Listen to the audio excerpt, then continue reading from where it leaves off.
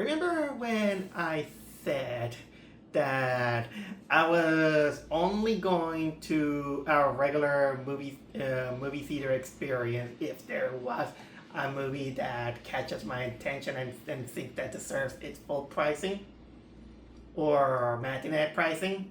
Well, that's what I did. So yeah, the movie I came to see is none other than Weapons. There was two reasons why I wanted to go. I wanted to watch this movie and felt like kind of like anticipated for. I was anticipating for it. For starters, this movie is made by the director who also made Barbarians. Barbarians was a really good, and I thought that this guy, he's showing his potential as a movie director. And second, well, the trail. Well, I haven't seen no trailers of that movie, but I saw the poster, and the poster looked really eerie, scary. Even the tagline felt like it's something that it's kind of scary, I'll say. So then, so I thought that it was kind of like effective. I missed, those days when you have there's some that the publicity is limited and you just only had to go to you just get attached mostly by just the poster. But anyway, I had almost like no expectations about this movie because I haven't seen any kind of like big information about it, but I've been casually when I surf on the internet, you kind of begin to see kind of like those strange news, and I've been hearing kind of like good things about this movie, and I was like, was that wow? So something is really good about this movie that it feels like I have to go to it. And so well, I did still keep in my promise that I'm only gonna watch maybe on Tuesdays or Wednesdays because of the half price discount on movie theaters. This one, because of some circumstances, this is why I thought that I was gonna go back a little bit on the usual scheduling that I used to go when it's about movies. But unfortunately, I had to go to New York because the one that is closest to me, believe it or not, all the seats were taken. There were no seats. It was full. It was full for the for the time that I wanted to go.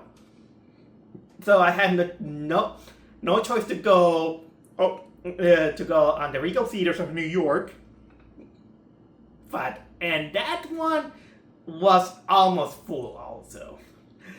And but it doesn't matter because let me tell you guys, this movie named Weapons, it was worth it every single penny. I really like that one. This is probably my favorite horror movie of the year so far. And yes, I like this movie much better than Sinners. I know that people are always saying that Sinners is great and all this stuff, but I can pinpoint some problems that I can find it. Weapons on the other hand, I found it more clever, scarier, better story, had a better storytelling, and man, that I really like it. This was a really an experience, and I will tell you that my experience in the movie theater really was good in the sense that it almost felt like that I was gonna go back to those good old days when people actually had some big giant reaction onto the movie. I mean, the last time I saw these kind of like big reactions was when I saw Terrifier. But this one almost got it. I was kind of like on my edge of my see during the whole thing. Because the way, let's just say that this is one of those movies in which it has kind of like this kind of narrative that it is, it's not exactly kind of like it gives you all the things that you want, at first. This is one of those in which the best way I could say is that it knows how to pick the elements of the thrill, and it doesn't show you all the answer right away. It's because of the way it was told. It put some layers, little by little, the information that you needed to go with the story, and because this is one of those movies in which it also do the same thing like Barbarian did, in which you don't concentrate on one character, but you then concentrate on many characters. Wait, you know what? I think I'll tell you what. I'll tell you what the movie's about. I'll just jump right in. So, why this movie is effective? Well, this is a horror thriller with a dose of mystery, in which this is a story that basically centers on a mysterious event in which at 2:17 a.m. All the children from one particular classroom, they mysteriously get up at that very late time of the night, and they just get out of the house and then run somewhere, and they disappear. Nobody has seen them. The only thing that we as the audience see them is that they just get out and they just run around and mysteriously, going like this, running with their hands kind of like crossing, like almost like they're flying. They're imagining like they're being taken to Neverland or Peter Pan, or to make it bluntly, kind of like their own Naruto run. Yeah, a little bit like that. They disappear, and the community is flabbergasted because it is a whole classroom of 17 kids that they disappear. Only one child was the only one that didn't go. Nobody know what happened. The parents are baffled because and during the course of months that these kids disappear, because they know that the cameras showcases the kids just going out and they never return. It was like, what the hell? What happened?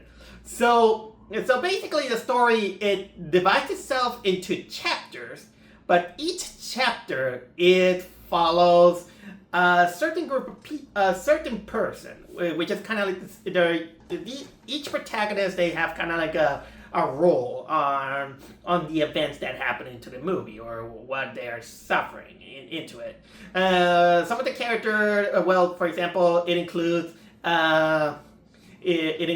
this the teacher of the classroom. What was the name of that woman? But she's the one. What was it, Garnet or something like that? She's the one that played Silver Surfer on the Fantastic Four First Step movies. Let's say that she plays a teacher who apparently she gets kind of like the blunt of the blame, because she's the teacher, she's responsible for all this, and people, they kind of accuse her for being the kidnapper, even though she's like she is as perplexed as anybody else because she doesn't know what happened.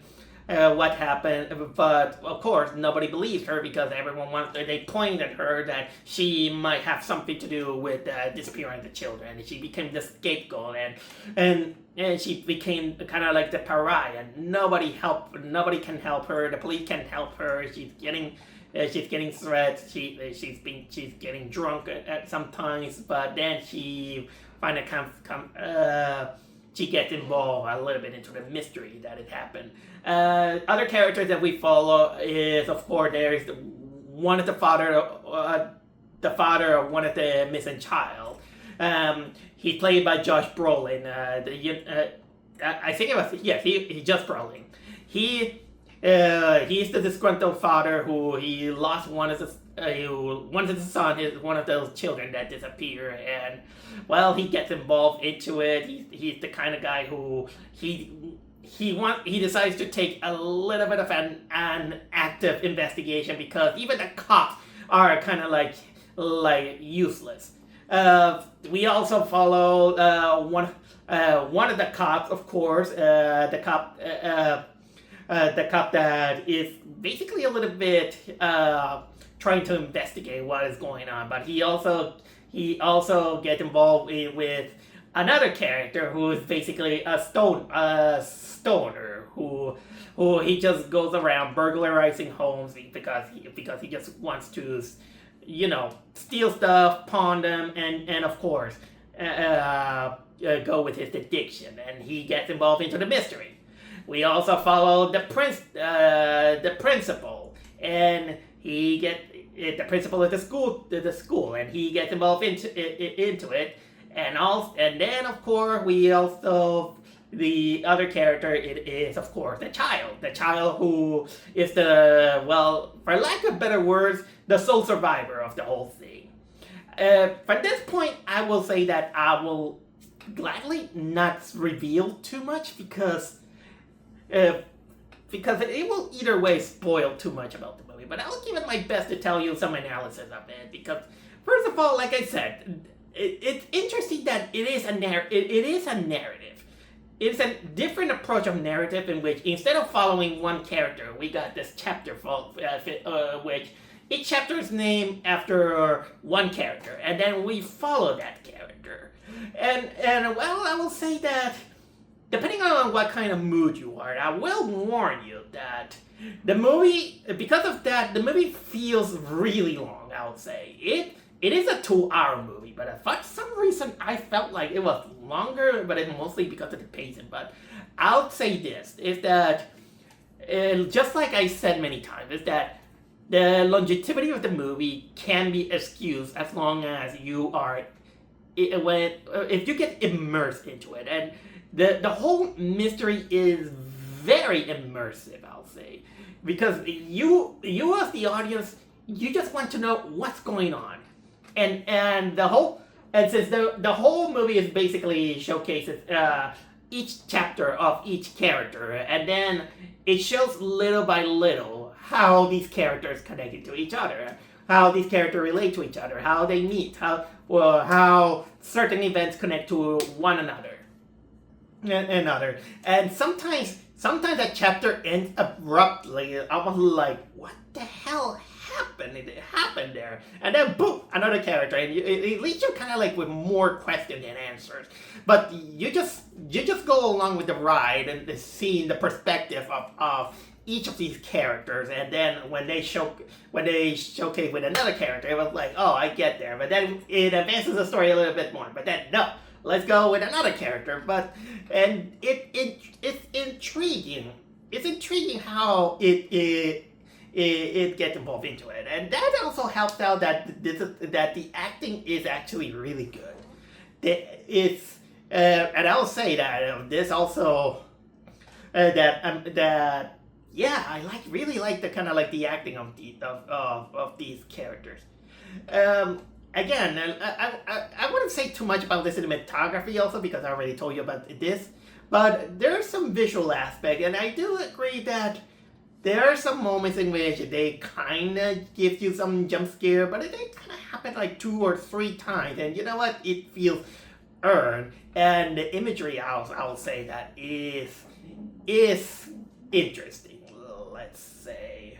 And we're gonna jump out a little bit, and my usual talk about the themes is that this is another one of those movies in which, well, you can see a little bit of the pretentiousness of an artist trying to be a little bit vague or symbolic, even although it's not exactly, how can I say, too much in your face like it did in Sinners, but but I will say that this one is a little bit more subtle, but at the same time vague. That it doesn't tell you the answer immediately. It's just how can I say, tell you. It's something that you have to decipher for yourself, or you have to come up with with the conclusion or something like that. Especially since the movie, well, it kind of tells you the word that how something is weaponized, but just like his other movie Barbarian, it's also kind of odd in which you kind of question yourself, why the hell this movie is called Barbarian, or in this case, why this movie is called Weapons. It's kind of odd, but then of course you kind of get a little bit the theme if you kind of pay attention. But honestly, this kind of is a little bit more subtle, and you need to put a little bit of kind of having your tinfoil hat, kind of saying that, that it makes you, how can I say, think about it. But think about it, especially because I will say that there is kind of like this dream sequence in which, for some reason, there's kind of like this big giant CGI gun. That now that I think about it, what was the point of that? I'm sorry if I'm not that smart. Okay, okay, but I will say that despite some jump scares that is well earned, it's effective, on the mood, because the music kind of it plays out, the organs, all these instrumental music in effective ways, and again, it's not abusive or something like any bad horror movie could do. The guy knows when to use this music and how. And again it delivers. It's mostly the atmosphere. And the funny thing is that the movie almost starts out kind of like a thriller, and then little by little it evolves into horror. And yes, by the way, I do warn you that the movie has this moment of violence and blood and gore, and some of the violent scenes, let me tell you, it's kind of like it's gonna make you squirm. I'll give you that. It's a little bit kind of like give you kind of like the squirm. And without spoiling too much, I will say that this movie probably has one of the best horror villains, I'll say.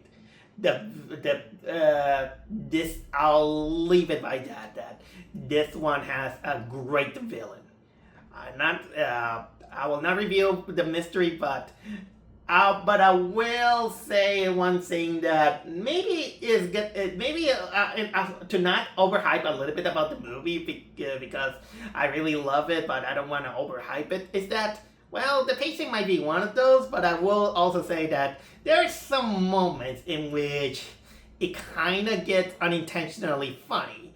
Although maybe that's kind of the kind of humor that you kind of accepted, especially during the climax, in which something happens, but as much as horrific the whole situation is, it kind of ends up with something that, if you take it out of context, it's kind of hilarious. I will leave it by that. But despite those unintentional hilarious moments, I will say the whole mood, and once that you figure out kind of like the things that what's going on, I mean, it is scary. I mean, it is kind of scary, and the whole thing of this. Imagine it's a setting in which it is a community in which 17 children disappear. Nobody knows what happened, and you in ways you also feel bad for the teacher, because she kind of gets the blunt of that everyone is accusing her that she kidnaps them when she has but she doesn't know what to do. You feel bad for her, and then some of the other characters in a way, and none of them.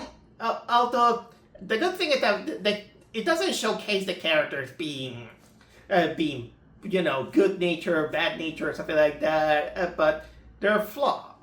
They're flawed in a way. Well, like I said, I'm not gonna reveal too much, but most of the main characters, of course, they're flawed. They're flawed, and they humanize them in one way or another. Especially when you kind of realize also kind of like then a little bit the nature of the kids. Even the main kid, the kid that actually kind of make it. But man, I'll say I wish I could talk a little bit more about this movie. Putting pieces by pieces about it. But again, this is just a vlog of me talking about my experience, and I don't want to spoil too much. So, this weapons, I highly recommend it. I highly recommend this movie. Is probably my favorite horror movie of the year, and well, they really. I gotta say, this new director, he really found his weapon of choice. Weapon of choice. You could blow this, you could blow that. You could blow this, you could blow that.